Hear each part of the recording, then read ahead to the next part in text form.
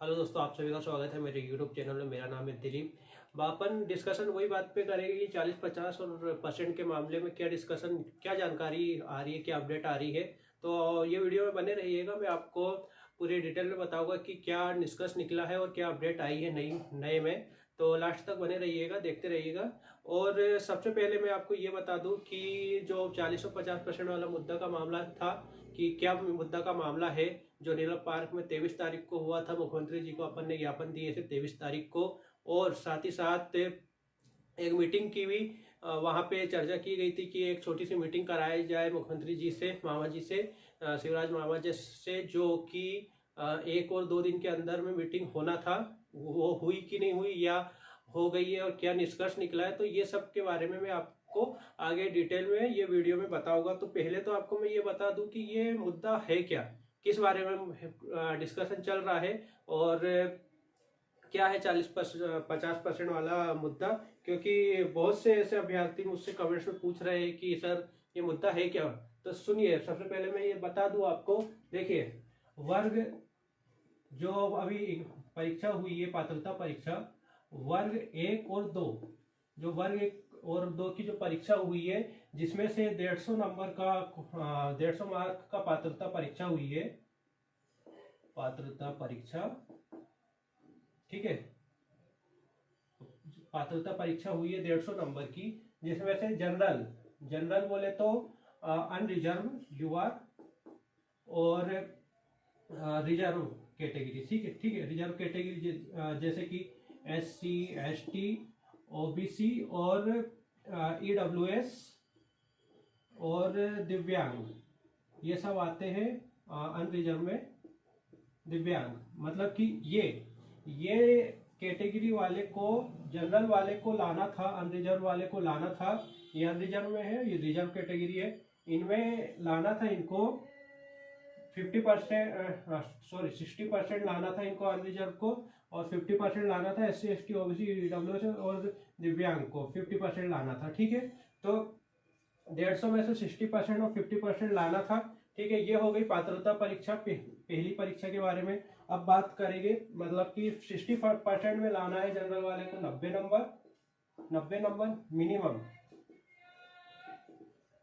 90 number, और यहाँ पे लाना था 50% वाले को 75 नंबर, ठीक है, मिनिमम। ये भी मिनिमम 75 नंबर, इतने नंबर लाना था, जो कि नहीं, कुछ विद्यार्थी नहीं, कुछ नहीं, बहुत ज्यादा संख्या में विद्यार्थी नहीं ला पाए हैं, अभ्यर्थी नहीं ला पाए हैं।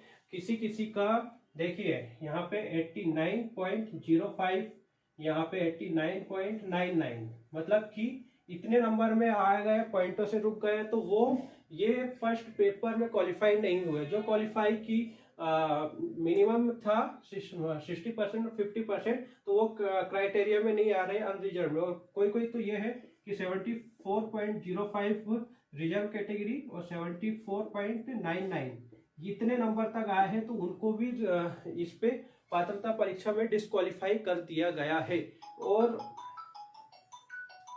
डिस्क्वालीफाई कर दिया गया है। तो पहले ये बता दूं कि देखिए, ये पहला पेपर था, और दूसरा पेपर है मेंस का।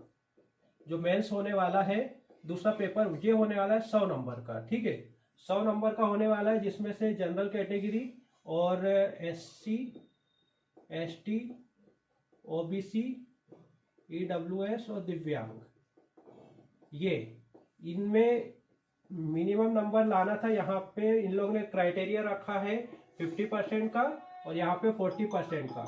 50 और 40% लाके आपको यहाँ पे 50% मतलब 100 नंबर का जो पेपर होगा, जो 100 नंबर का पेपर होगा, ये जो 100 नंबर का पेपर होने वाला है, इस पे से आपको 50% मतलब कि 100 में से आपको 50 नंबर मिनिमम लाना है। 50 नंबर लाएगा जनरल वाला, तब जाके इसके ऊपर जो नंबर आएंगे उससे कट ऑफ बनेगा, मेरिट बनेगी, ठीक है। इसमें 40% मतलब 40 नंबर मिनिमम इस पे भी लाना है, 40 नंबर मिनिमम इस पे भी लाना है, जब जाके कट ऑफ बनेगा। और 40 के नीचे आएंगे तो इस पे भी डिस्क्वालीफाई कर दिया जाएगा। ये है सेकंड पेपर और ये है फर्स्ट पेपर। अब फर्स्ट पेपर में ऐसा हुआ है कि बहुतों के 89.05 89.99 नंबर तक आ गए हैं, फिर भी उनको डिस्क्वालीफाई किया है। तो इनकी मांग है कि देखिए, पहली बात तो ये है कि शिक्षक भर्ती जो भी पात्रता पहले होता नहीं था पर अभी इस बार हो रहा है, तो उस पर क्या किया गया है, पहले तो वैकेंसी आती नहीं है, वैकेंसी नहीं आती है। अब ये जो अभ्यर्थी है जो ओवर एज हो जाएंगे, ये एग्जाम में क्वालिफाई नहीं कर पाए, ये एग्जाम में नहीं दे, इनकी नौकरी नहीं लगी, तो वो ओवर एज हो जाएगी। और ओवर एज होने के बाद वो फिर आगे भविष्य में कोई भी एग्जाम नहीं दे सकते हैं शिक्षक भर्ती का, जो क्योंकि 40 और 45 साल एज लिमिट रखी गई है एमपी में जो स्टेट लेवल की, तो उस पर वो कोई भी एग्जाम नहीं दे पाएंगे। तो उनकी ये आखिरी उम्मीद है।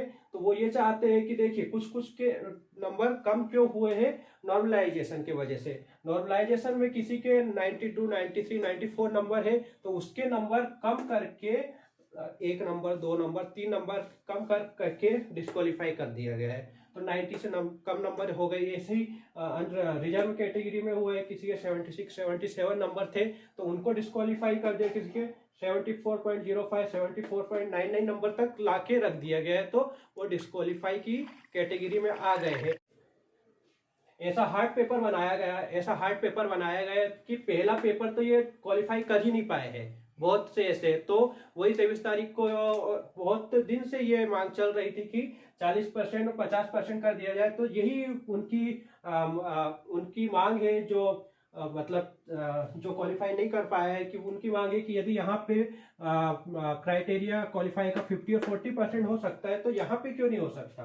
यहाँ पे 50 अनरिजर्व के लिए और रिजर्व के लिए 40% का क्राइटेरिया मांग कर रहे हैं। यदि 50 और 40% यहाँ पे हो जाएगा तो यहाँ पे इनको लाना पड़ेगा 75 नंबर मिनिमम, और यहाँ पे लाना पड़ेगा कम से कम 60 नंबर। तो 60 नंबर आ जाएगी मिनिमम। तो 60 नंबर में बहुत से ऐसे अभ्यर्थी है जो फर्स्ट पेपर पात्रता परीक्षा है, पात्रता परीक्षा में क्वालिफाई हो भी गए, तो इससे कुछ नहीं होने वाला है। सेकंड पेपर में बैठेंगे, सेकंड पेपर में यदि वो बैठे, सेकंड पेपर में यदि 50 और 40% ला लिए उन लोग ने मिनिमम, ये क्वालिफिकेशन है, मतलब क्वालिफाई है सिर्फ 50 और 40%। इसमें भी क्राइटेरिया रखा गया है कि क्वालिफाई 50 और 40% करना है। बाकी इसके ऊपर जो नंबर आएंगे तब कट ऑफ बनेगा, जब मेरिट लिस्ट आएगी उस बेस पे यहाँ पे सिलेक्शन होगा। और वैकेंसी ओनली मेंस में आई है 8720। इस पे आपके 2018 वाले भी फॉर्म भरेंगे सेकंड पेपर के लिए, और इस पे अभी 2023 में पात्रता परीक्षा हुई है वर्ग 1 और वर्ग 2 की। ठीक है, तो देखिए वर्ग 1 की बात करें, अभी वर्ग 2 की पात्रता की अभी वो आई नहीं है, और वर्ग 1 के आई है। तो 7220 फॉर्म की बोले पदों की वैकेंसी आई है। तो इस पे भी आंदोलन हो रहा है, इस पे भी डीपीआई के सामने धरना पे बैठे हुए हैं जो ओवर एज होने वाले हैं, जो शिक्षक, तो वो भी डीपीआई में बैठे हुए हैं। और इसका फॉर्म भराना स्टार्ट हो गया है 18 मई से, और 1 जून तक इसका फॉर्म भराएगा। ठीक है,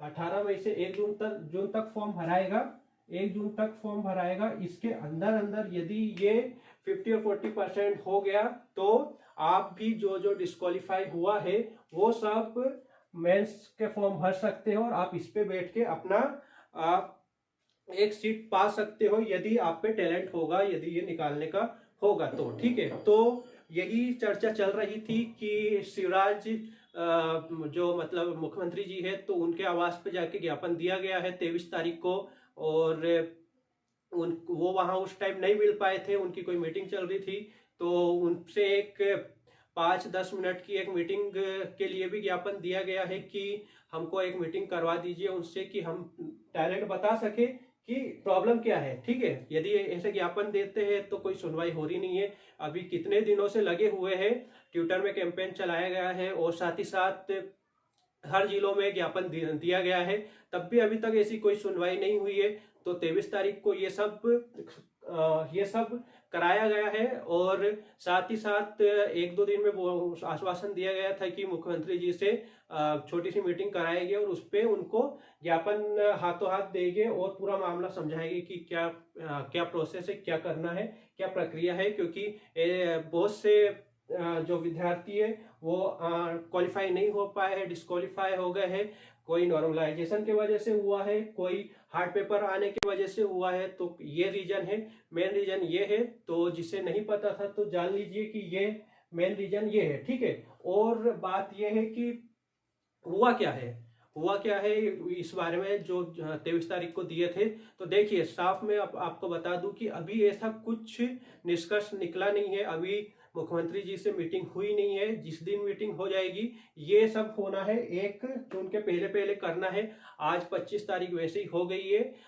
एक आज होना था या कल तक होना था, क्योंकि अभी तक वहां से ऐसा कुछ कॉल वॉल आया नहीं है। वहां से कॉल आएगा तो उस दिन जाके 4-5 की जो कमेटी बनी हुई है, जो बेरोजगार युवा संघ के अध्यक्ष है, जो टीचर, तो उनकी कमेटी बनी हुई है, वो जाके वहां पे मीटिंग करेंगे। मीटिंग करने के बाद ये सब डिस्कशन करेंगे। डिस्कशन करने के बाद क्या अपडेट होती है आगे, तो उसके बारे में आपको जल्द ही पता चल जाएगा। कल तक का वेट करिए, कल तक आपको ये सब पता चल जाएगा। यह होगा या नहीं होगा। नहीं होगा तो देखिए, होगा तो सबका भला है, सबका हो जाएगा, ठीक है। नहीं होगा तो फिर से आगे एक आंदोलन करेंगे भोपाल में। तो इस बार तो बहुत कम संख्या में आए हैं, 300-350 की संख्या में आए हैं। बाकी दूर दूर से आए थे, पूरे मध्य प्रदेश से आए थे, पूरा मध्य प्रदेश से अभ्यर्थी आए हैं, पर कम संख्या में आए थे। अब यदि ऐसा आंदोलन होगा तो आप ज्यादा से ज्यादा संख्या में आइएगा, और आने के बाद यहाँ पे फेस टू फेस पूरी बात हो जाएगी मुख्यमंत्री जी से। और जो मतलब कि जो अपन ने ज्ञापन दिए हैं तो वो डायरेक्ट जाके वहां पे बात हो जाएगी और पूरा क्लियर हो जाएगा, ठीक है। तो अभी 1-2 दिन का वेट करके 1-2 दिन पे पूरी जानकारी निकल के आ जाएगी, और निकलने के बाद आपको पूरा डिटेल में बता दिया जाएगा। तो आप ये वीडियो को लाइक कीजिए और सब्सक्राइब कीजिए और ज्यादा से ज्यादा शेयर कीजिए, क्योंकि जैसी अपडेट आएगी मैं आपको वीडियो बना के यहाँ पे बता दूंगा, ठीक है। तो दोस्तों आपने पूरा जान लिया है कि क्या है मामला चल रहा है SC ST OBC का और जनरल का 40 और 50% के बारे में। ये पूरी जानकारी मैंने आपको दे दिया हूँ। यदि ये वीडियो आपको अच्छा लग रहा होगा तो लाइक कीजिएगा, सब्सक्राइब कीजिएगा और ज़्यादा से ज़्यादा शेयर कीजिएगा। Thank you so much.